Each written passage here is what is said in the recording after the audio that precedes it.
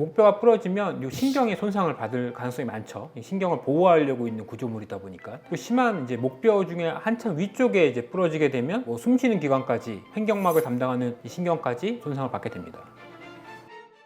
오늘은 여름철에 좀 발생하기 쉬운 다이빙 하다가 이제 다치는 경추골절, 요거에 대해서 얘기를 해보도록 하겠습니다.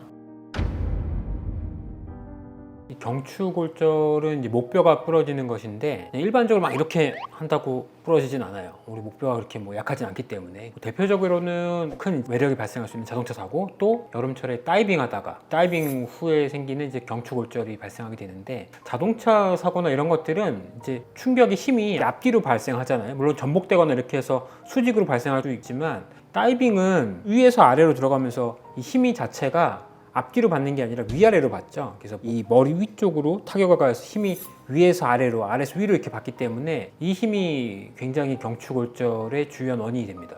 목이 부러진 사람이 바로 알 수가 있나요? 뭐 정확히는 모르지만 우선 골절은 통증이 굉장히 심하고요. 이 목뼈가 부러지면 신경 자체도 데미지를 받기 때문에 찌릿찌릿한 느낌이 있어요. 이 목 주위로 신경통처럼 찌릿찌릿한 느낌, 팔로 이렇게 방사되는 이런 이상한 저림감, 그리고 심한 분들이 이렇게 갑자기 팔다리를 못 쓰게 되는 경우, 뭐 이런 경우에는 경추골절을 의심할 수 있지만 막 경추골절이라고 드러나진 않죠.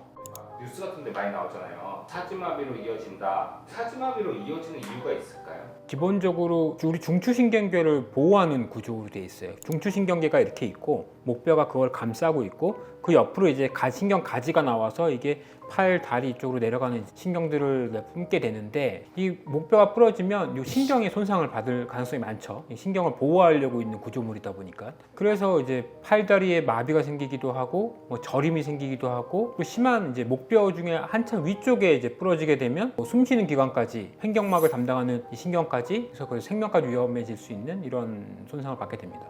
목뼈가 7개가 있잖아요. 담당하는 역할이 있나요, 혹시?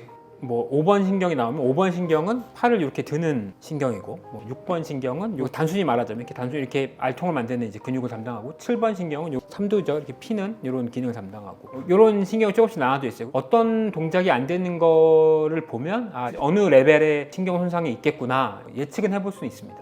신경 손상을 당했어요. 그거는 완치가 불가능한가요? 신경 손상이 뭐 완전 손상도 있고 불완전 손상도 있는데, 완전히 신경 데미지를 받았으면 거의 못 돌아와요.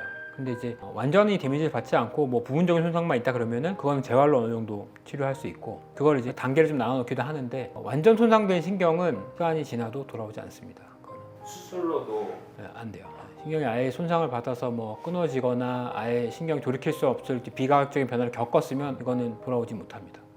혹시 주변에 이제 다이빙을 하거나 아니면 교통사고를 당한 사람이 있어서 일어나지 못한다면 어떻게 대처를 해야 될까요? 되게 중요한 질문인 것 같아요. 함부로 이분을 도와주려고 이동을 시키거나 뭐 어디를 부축해서 하거나 이런 건 좀 위험할 수 있어요. 숙련대 이제 교육 받으신 분들이 최대한 목 경추 보호대를 차고 조심스럽게 환자를 이동을 시켜야지 2차적인 데미지를 좀 안 줄 수 있고요.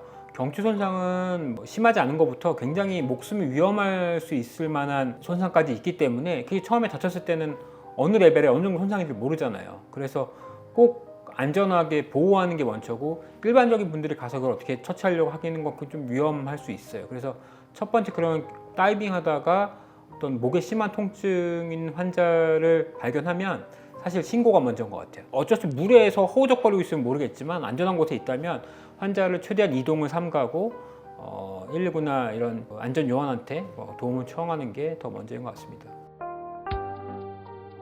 경추골절 환자 중에 가장 심하게 발생하는 건 사실 다이빙인 것 같아요. 그래서 이게 물의 깊이를 가늠하지 않고, 그리고 이렇게 막 여행 가서 한껏 들뜬 상태로 이렇게 사고 나는 경우들이 꽤 있어요. 실제로 뭐 응급실에서 그렇게 실려오는 분들도 있고, 근데 잘 치료되는 분들도 있지만 이게 약간 영구적인 데미지를 만드는 분도 있거든요. 그래서 가급적이면 물 속에는 안전하게 들어가서 안전히 수영을 하고 나오는 게 필요한 것 같고요. 그리고 항상 물은 좀 조심해야 되는 게 있잖아요. 아이들도 그렇고 뭐 성인 어른들도 그렇고.